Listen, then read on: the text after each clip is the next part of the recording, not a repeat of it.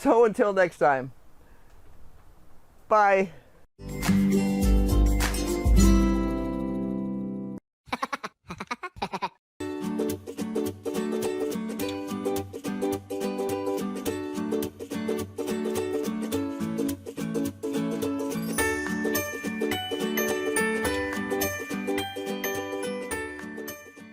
There's no reason to leave old leaves that could have eggs on them anywhere. He's not happy with me because I left him in here earlier today. But that's okay, he will live. Okay, glove inside out and immediately into the trash. Plunk.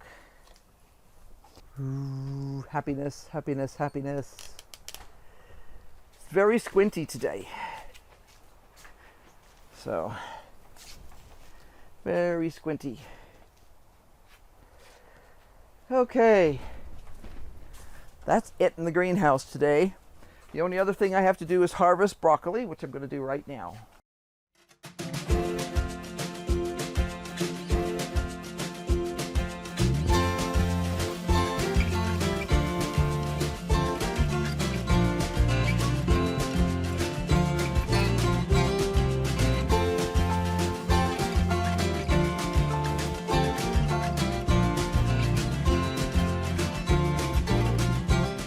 By the way, everything you've just seen me cut off is coming off one plant here so far. One. I've got like 16 side shoots. Now they're not huge, but that's a nice side shoot. Doesn't take too many of those to make a decent serving for dinner. The broccoli leaves are a little on the fragile side. It would be nice, that's one of the reasons it would be nice to have a little bit more space in here, is that sometimes you accidentally break them in the process of harvesting or even watering or anything else like that. I try not to, but it happens. And sometimes you'll see a leaf and all of a sudden it's going yellow and you look at it and it's because it was fractured somewhere along the line. I have some babies in here that are not ready yet. What I'm trying to do is get them at their premium before they start to get too tough or too open or any of those other things. So I've currently harvested off of 3 plants here. This is Atlantis. It is by far our favorite broccoli because it sets off so many side shoots. I have a good handful. That's enough for one person. These are marathon and they were harvested relatively recently, so they haven't started putting out as much in the way of side shoots, and we're not sure that they will. I do just dump them all together in terms of flavors. They're close enough. The Emerald Crown and the Atlantis are a little bit sweeter than the Marathon, but they're broccoli. This is again Atlantis here. So this is just full. I've actually considered ditching these plants because, like I say, I've been harvesting off these guys since the end of Thanksgiving time. We actually had some broccoli for Thanksgiving from these plants right in this pot here. I keep thinking, well, they're done. And then I give them a little bit of fertilizer, a little bit of water, and come back a week later and they're not done. They have another flush of side shoots. Hard to say no to that. We'll see. If we see a major, like the last time I noticed where sometimes I just break off the side shoots, and I noticed that if we left the bottoms of the side shoots attached, it was a little bit chewier than I prefer. These, we're going to watch. If we find that we're getting too much fibrousness at the bottom and that it's going too far up the sprouts, I may pull some of these plants. It's most convenient to actually just break the sprout off, but then you have to make sure that you trim it off at the bottom, which up until now we haven't had to do. I think you can probably hear the wind. We are flapping like crazy. Yeah. I like having some space around the plant so that I have a place to stick a bucket so that I'm not scooting back and forth perpetually. That's a good way to break leaves, actually. So this is either enough for a nice big stir fry, because there's more in there, or for about 2 servings for 2 people, twice, or yeah, a massive casserole or something. So it depends on what we decide to do with it, but I am happy. Yet another harvest off the broccoli. I also cleaned up a few random leaves around here. Something I do every week, multiple times during the week. Anytime I find random leaves, they get cleaned up. So I'm going to be finished in here for the day. Got to get on to some other stuff. So I hope you find this useful. Be sure to like, subscribe, and hit that notification bell, because I think this is a really good proof that growing broccoli is not just that big center head thing. It's also all these side shoots that are so tasty. And as I've mentioned before, all these little bit of leaves in here, they are tasty also. They taste just like broccoli. They're not strong. So especially for people who don't like things like collards and kale and stuff like that, that is super strong. Super tasty, super healthy, super yummy. What else could you ask for? Great price too. Just harvested it right here. So until next time, bye. And keep brainstorming, because obviously we are. A few moments later. I have been promising for a while to talk to you about what we are going to plant. Now, the first thing we have to do is look at when things have to be planted. And we've talked about this before. You know, we get a significant percentage of our supplies and our tools and our seeds and everything else from Hoss Tools, because their stuff's awesome, their customer service has been great, and we've just been really happy. But when it comes to planting, I have to admit, we go to Johnny Select Seeds. Why? Well, Hoss tends to focus on grow zones, and grow zones work pretty well east of the Mississippi. We live west of the Mississippi. And west of the Mississippi, the most important thing is your first and last dates of frost. The other information about grow zones is really nice if you're doing something like planting perennials. So if I'm going to be planting fruit trees and I need to know how many chill hours I'm going to get in my area, that sort of thing. Is it too hot? Is it too cold for whatever kind of tree I want to plant? Really important. But what we're dealing with right now is we're dealing with a garden. Annual vegetables that we put in sometime in the spring and we rip out at the end of the season when they freeze to death, basically, or whether they get so diseased that it's just not worth having around the yard. So what I do is I go to Johnny Select Seed and I go to their growers area and I use their seed starting date calculator. I put my zip code in there and it tells me when my last day of frost is, which in this case, let's see, first frost tree date, 5/15, okay, May 15th.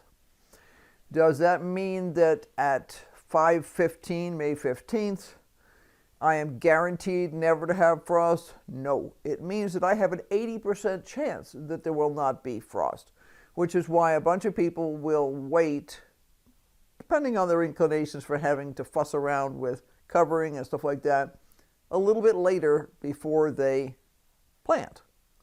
We, on the other hand, in this case, are using it just for timing when we're starting our seedlings, not when we actually put our seedlings out. That will be based completely on the weather forecast when we get close by.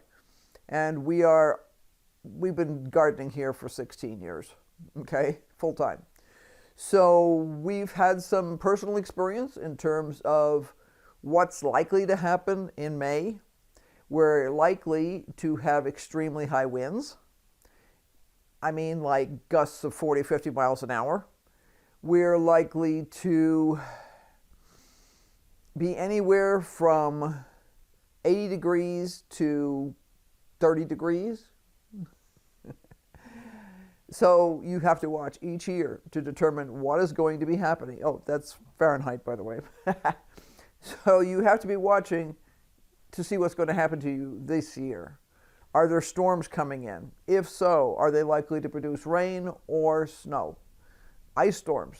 I mean, it's all possible at that time of year still. We have had frosts as late as June 15th before. So far, the forecast for the spring is that we are supposed to be warmer than usual, which is really not that wonderful, because I know what warmer than usual means. It means that we're going to have to deal with bugs earlier. It means that we're going to be having to up the amount of water that we put out for our plants. And yeah, our plants may just not be that happy unless we coddle them a lot.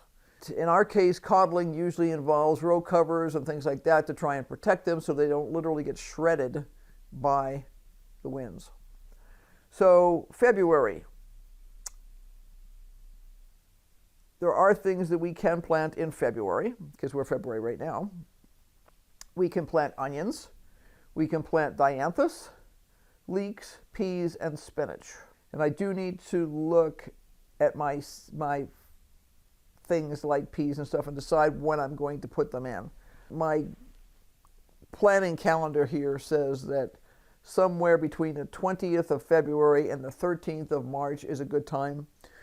Right now we are waiting for a winter storm to come in, and our nighttime temperature in 2 nights is supposed to be 12.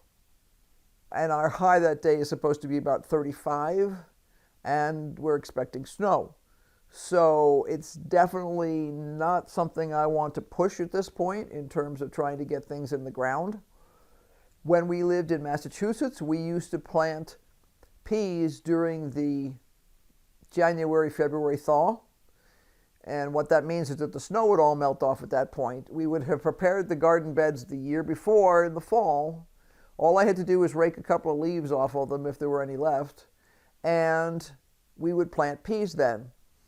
Then it would snow and do all these other things, and the very minute that the snow was off, anywhere from March through April, depending on the year, those peas would be up and they'd be going. Very different climate here. We generally don't push it that hard here because it just doesn't seem to work as well. Maybe if we had perfect soil the way we did in Massachusetts, where we had, buckets of loam from the maple trees and all that kind of stuff, maybe it would work better. But we work with what we have, and we will be planting that stuff a little bit later, probably in March sometime. But the big important thing for us, I'm looking at last year's March schedule, and I was planting cabbage and kohlrabi and hollyhocks and lupins. Last year I was working a lot on perennial flowers. Most of those perennial flowers survived. So I have my perennials. I will be starting a bunch more annuals, but that will be a little bit later because those will cycle through much more quickly in terms of going from seed to seedling to in the garden. Several of the things that I have listed as something I could plant in March, like kohlrabi and cabbage, are already planted in the greenhouse. We decided to spend a lot more of our effort this year on keeping the greenhouse going and planting ahead in the greenhouse. It is always possible, because we plant in the greenhouse in tubs, we plant in 10-gallon pots, that if we decide that the plants are no longer happy in the greenhouse, they can be moved into the yard. So then it becomes an outside part of the garden. And we did that last year with great success, so I'm sure we will be doing something similar this year. Let's see, we have cabbage, kohlrabi, lettuce, beets, broccoli, Swiss chard. Looking at veggies here. Yeah, those are all things that we would be planting this month if we didn't already have them pretty well under control. One of the things I planted last year was calendula, and our calendula has survived. We have some in the garden, and we also have some that magically appeared in the greenhouse and has been living in the greenhouse all winter and blooming like crazy. It's just been awesome. It really has been. In fact, I think in my last video I took some pictures of that, and just these clusters of blooms. I mean, it's just, oh, so beautiful. So I'm not too concerned about those kind of things. But what I am thinking about really seriously at this time of year is what I think of as my long-term seedlings. Now, what do I mean by that? Well, there are some seedlings that we like to have, that we start things from scratch instead of buying them down at the garden center or something.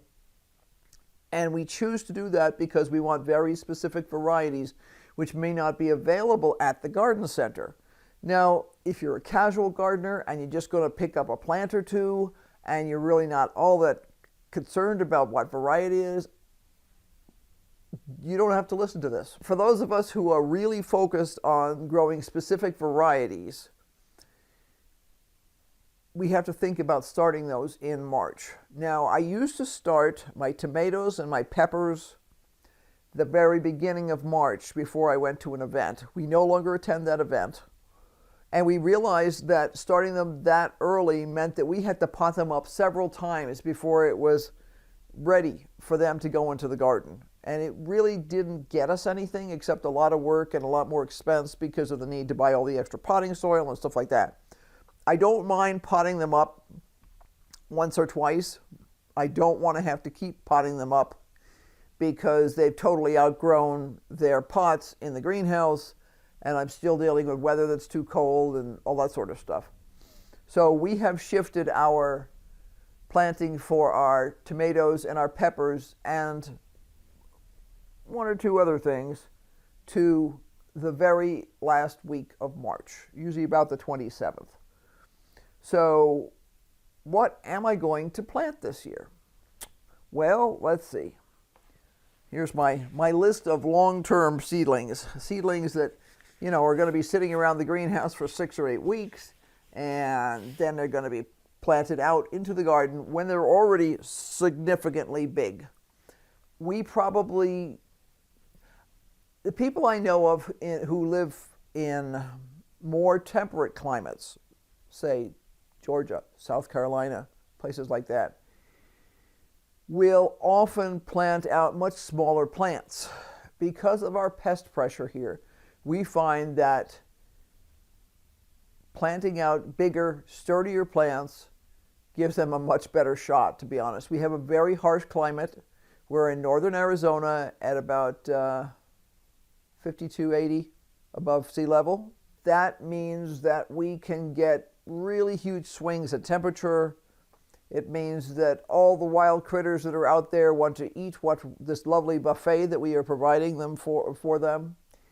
So we have to figure a way to protect our plants as much as possible. One of the easiest things for us to do, literally, is to let them get a bit bigger. Now, there are people who will say you should never let your plants get bigger. You should always plant them when they're teeny, you know. It just doesn't work here. I mean, you would have to coddle them so much outside, you would spend all your time and effort. You're much better off in an environment like ours, letting them grow bigger, and then you've got something to work with. If they lose a branch or if they lose a few leaves, there's still enough of that plant left that they've got a good shot that they'll be able to come back. So we're planting 3 kind of seeds at the end of the month: tomatoes, peppers, and husk cherries. These are all in the nightshade family. Strange to say. I'll be using multiple sources for the seeds. Our primary seed sources are Johnny's Select Seeds in Maine, Hoss Tools in Georgia, and Totally Tomatoes, and I forget where the heck they're located. Then we also do self-saved seeds.